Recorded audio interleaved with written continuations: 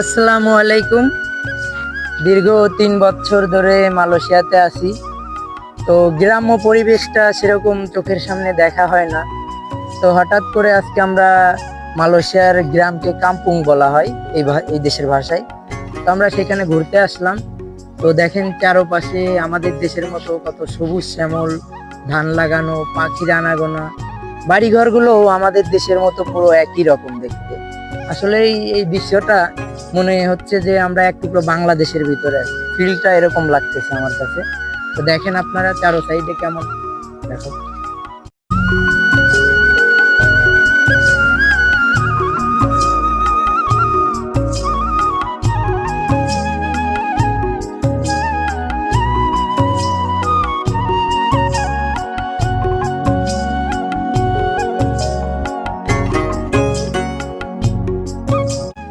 দেখলেন তো, আসলে এই জায়গাটা পুরো সুন্দর। আমার কাছে তো মনে হচ্ছে যে এক টুকরো বাংলাদেশ পুরো।